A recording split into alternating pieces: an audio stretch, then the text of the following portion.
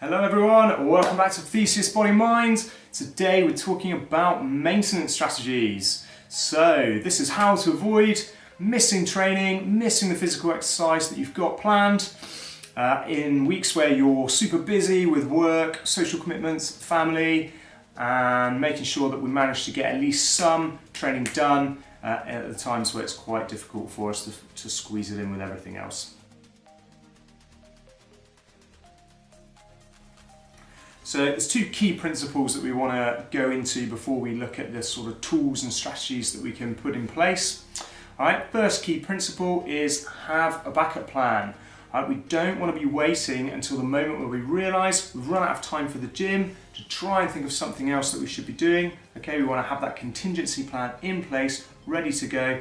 Yeah, you know what? I thought maybe it might be a bit tight for time today to get to the gym, but I got an idea of a 20-minute session that I can do at home. No problem, okay? As long as we're not having to make the decision at the time and we've got a backup plan in place, that's half of the battle won when it comes to making sure that we don't miss a whole day of training.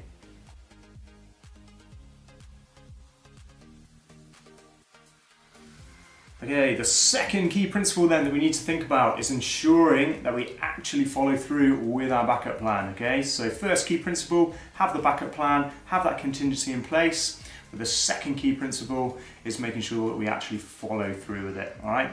So there's a good chance that if we've had to deviate from the original plan in the first place because we're tight for time, pressures of other commitments, okay, then there's also an equally good chance that we might be struggling a little bit to find the motivation to do whatever it is that we've got in place in our contingency plan because we're tired, stressed, whatever else it might be. Okay, so let's make sure that we've got some tools in place to support our willpower in making the decision to deviate from our original plan and actually follow through with our backup plan. And we'll talk about those in a little bit more detail.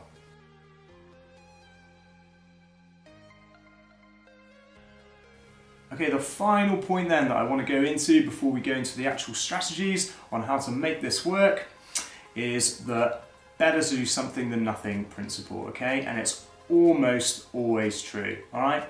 Not every single time, and I'll go into the one time that it isn't necessarily better to do something than nothing at the end, but it's almost always better to do something than nothing for the following three reasons. Number one is we're providing some stimulus, okay? If we're doing any form of exercise, we're providing some stimulus for a physiological adaptation. Okay. Even if I do 1 minute of as many push-ups as I can, I'm applying the overload principle, I'm doing more than I normally would with a certain load for a certain amount of repetitions, okay, and I'm creating an environment that will cause a physical adaptation that I desire. All right? In this case, being able to perform push-ups better or being stronger upper body or whatever that might be. All right? So the overload principle can happen with a relatively small stimulus, all right? And then it's just the consistency over time. That means that the result of that will stick or develop further, okay? And that leads me on to my second point, which is the reinforcement of habit, okay? This is my second reason that doing something is almost always better than doing nothing, okay? We're maintaining that routine. You cannot underestimate the value of habit. It's so important, all right?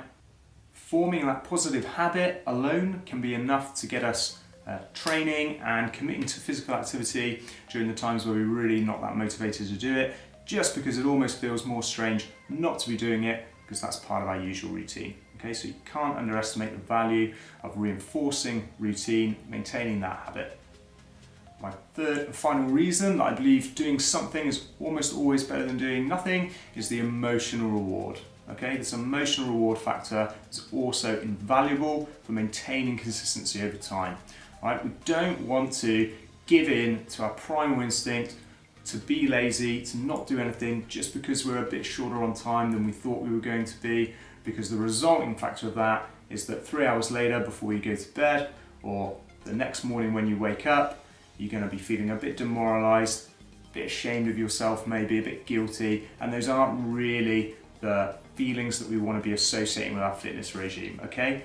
On the other hand, if we manage to squeeze in even just a 10-minute home circuit or some very short replacement for whatever it is that we had planned in the first place, right, the emotional reward of that is pride that you managed to do something. Okay, you could be happy with yourself that you had the option to do nothing, didn't take the easy route, you still did something, even if the actual physiological stimulus wasn't that great. The emotional reward of saying, yeah, I was tired, I was stressed, I was short on time, but I managed to do something anyway, is still there. Right? It's very important.